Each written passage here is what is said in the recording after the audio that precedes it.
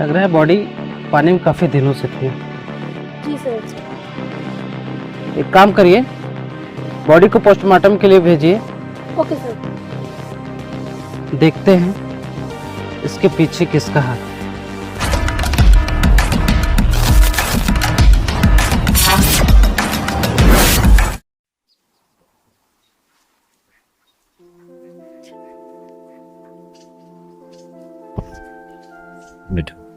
जी चाय पीजिए।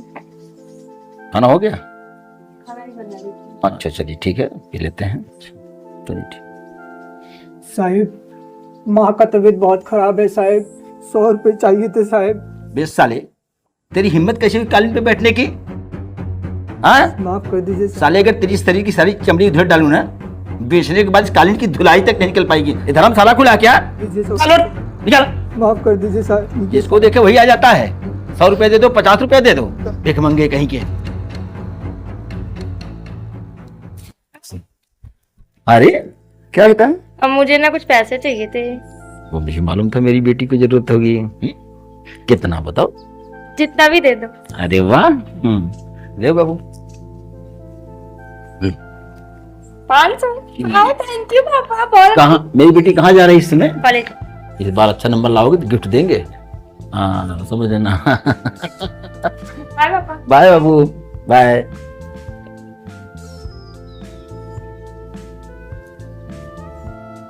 आपको नहीं लगता कि आप बेटी का मन कुछ ज्यादा बढ़ा दे रहे हैं? रिया की मम्मी, जब रिया के चेहरे पर खुशी देखता हूँ ना, मुझे कितना आनंद आता हो तो मैं ही जान सकता हूँ। मैं अपनी रिया को दुनिया की सारी खुशी देना चाहता हूँ। रिया इतना अगर 10, 5, 25 नहीं, अगर रोज का 10, 20 हजार, 50 हजार भी खर्चा करे ना, तो मुझे कम लगता है। ऐसा ना हो कि एक दिन हम दोनों को पछताना पड़े। कुछ नहीं, ऐसा नहीं है। मेरी बिटिया बड़ी समझदार है। जाइए खाना लगाइए, आता हूँ खाना खाने। आपको तो समझाना बेकार है।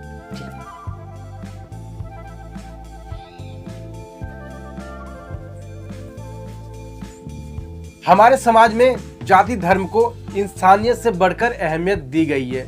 सवाल गहरा है और इस एपिसोड में हम लोग देखेंगे कि प्रेम की कोई कीमत नहीं है। तो नमस्कार दोस्तों, मैं उम्मीद प्रताप आप लोगों के लिए लेकर आया हूँ एक नया एपिसोड। तो हमारे साथ बने रहिए और देखते रहिए पुलिस फाइल।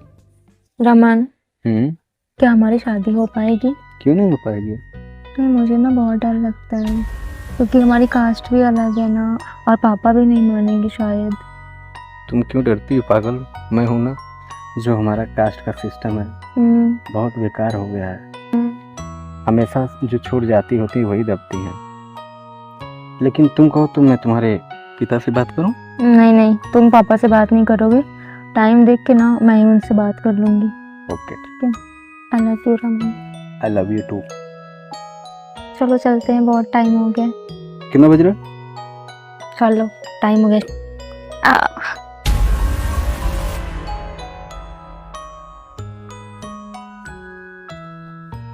तुम मेरी जिंदगी हो। तुम मालूम है, कोई भी आ जाए मैं तुम्हारे बिना नहीं रह सकता। समझ रहे हो?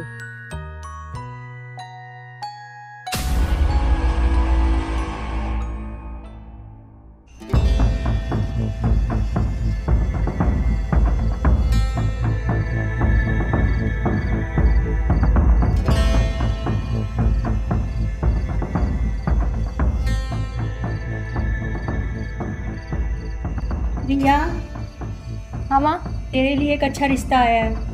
मेरे तरफ से मना है बस। तेरे से किसी ने पूछा?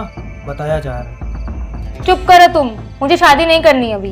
पापा देखो इसको आप। अरे आप दोनों शांत रहिए। रिया बेटा, बहुत बढ़िया रिश्ता आया है, बहुत अच्छा खानदान है, ऊंचा घराना है। शादी कर लो। लेकिन पापा मुझे शादी नहीं करनी है ना अभी। बेटा मेरा कहना मान लो। मैं कुछ नहीं जानती पापा, मुझे शादी नहीं करनी मतलब नहीं करनी।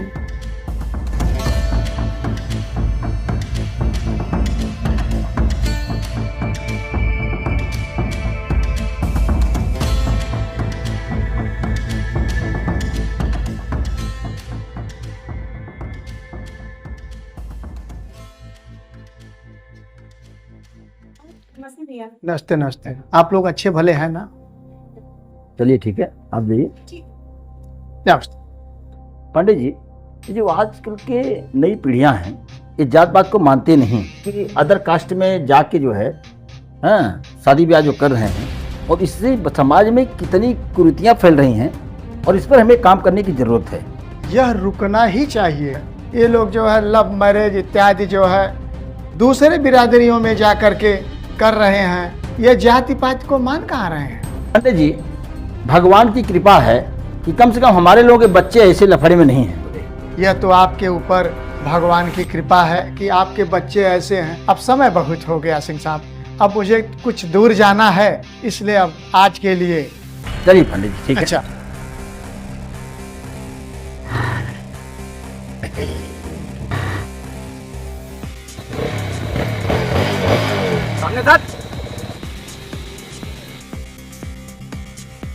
तू रिया बेबी के साथ नहीं छोड़ेगा?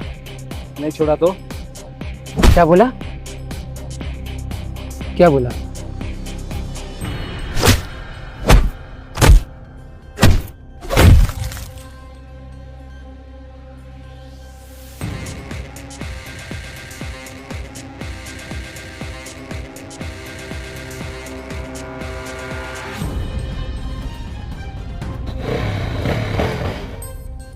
रमन, रमन, कॉलेज की छुट्टी कब होगी? दीपक, दीपक? क्या दीपक? तुम छोड़ो, वो सब मैं देख। नहीं, पहले बताओ ना। वो ना बहुत बेकार आदमी है। अगर उसने पापा को जाके कुछ भी बोल दिया ना तो हम लोगों के लिए बहुत प्रॉब्लम हो जाएगी यार। कुछ प्रॉब्लम नहीं होगी, मैंने बोला ना, तुम रहने दो, मैं देख लूंगा सारा कुछ। ठीक है। अच्छा ये बताओ, कल मिलने आ रहे हो ना? कहाँ? वही पोखरे पे जहाँ मिलते हैं हम लोग। पोखरे पे? मैं आऊंगा। ठीक है, चलो फिर। रिया और रमन एक दूसरे से बहुत प्यार करते हैं, मगर कास्ट में अंतर होने की वजह से वो परिवार में नहीं बता पाते। आखिर उनके प्यार का अंजाम क्या होता है, आइए देखते हैं। बाबू साहब, कुछ कहना है। क्या कहना रे? आपकी रिया बेटी किसी और के साथ देखा हूँ। क्या बोला तू? आपकी रिया बेटी के साथ किसी और के साथ देखे। अबे तू जानता क्या बोल रहा है? वो किसी और की जाति का भी बाबू साहब। अबे साले, अगर बात गलत निकली ना तेरी खाल को खिंचवा लेंगे। चल फुट यहाँ से, अब पता चल कौन है वो। चल फुट।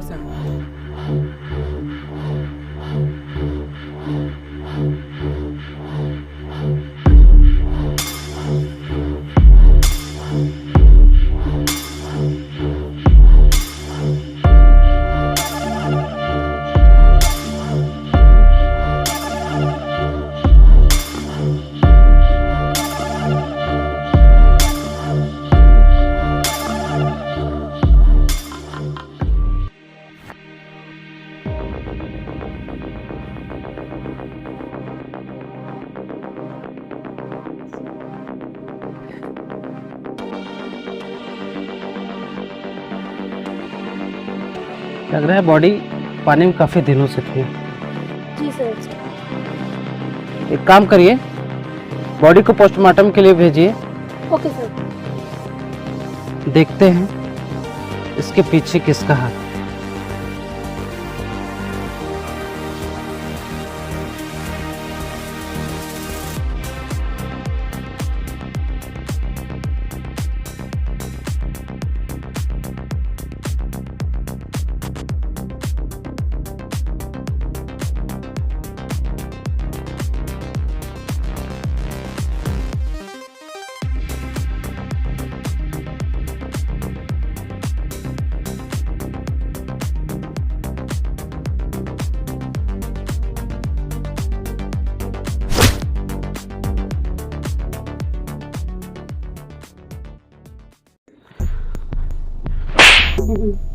साहब, बोल, मुझे देख के क्यों भागा तू? साहब हम पुलिस देख के डर गए साहब। झूठ बोलेगा? नहीं सर, सच बोल, सच बोल।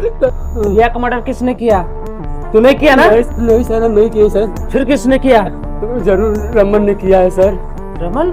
ये कौन है? सर रिया का बॉयफ्रेंड है। रिया का बॉयफ्रेंड? हाँ सर। झूठ तो नहीं बोल रहा ना? नहीं सर, सच्चाई बता रहे सर, सच बोल रहे हैं सर।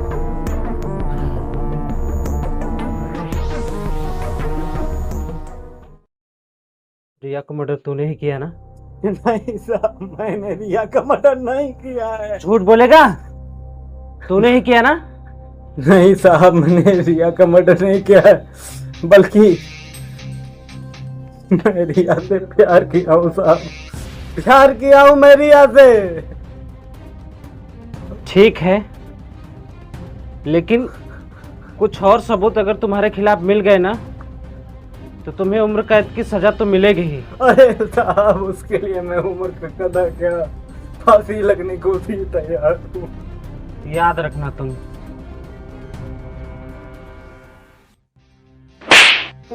झूठ बोल रहा है? नहीं सर, सच सच बता, किसने किया? बताता हूँ सर, बताता हूँ। जरूर रिया के पिताजी ने मर्डर किया सर। झूठ बोल। नहीं सर, रिया का पापा क्यों करेंगे? क्योंकि वो रिया का पीछा करने से बोले तो उसके पिताजी इस लड़का के बारे में पता करने के लिए।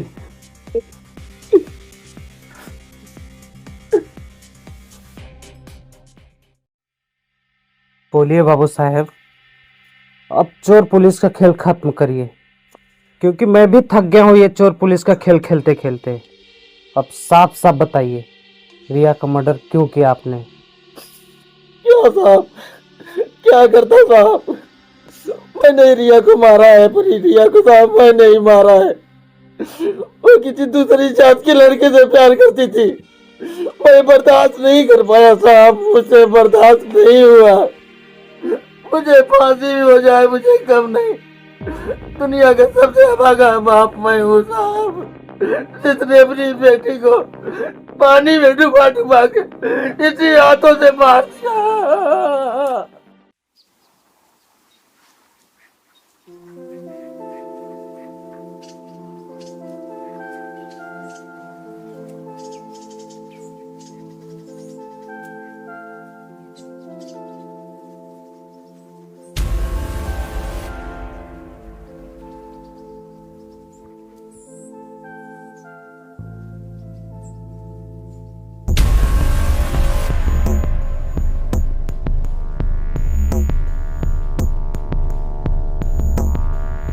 आगे तुम इतना लेट क्यों कर दिया?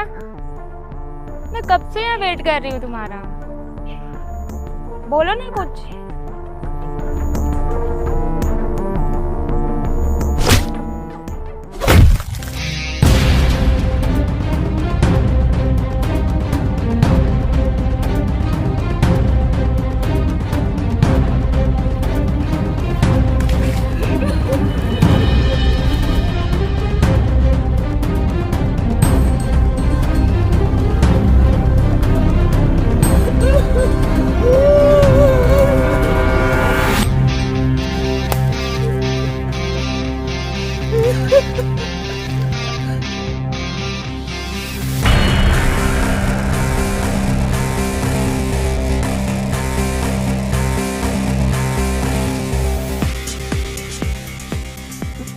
मैंने बड़े लाडों से उसको पाला था, मेरी बड़ी लाडली बेटी थी वो।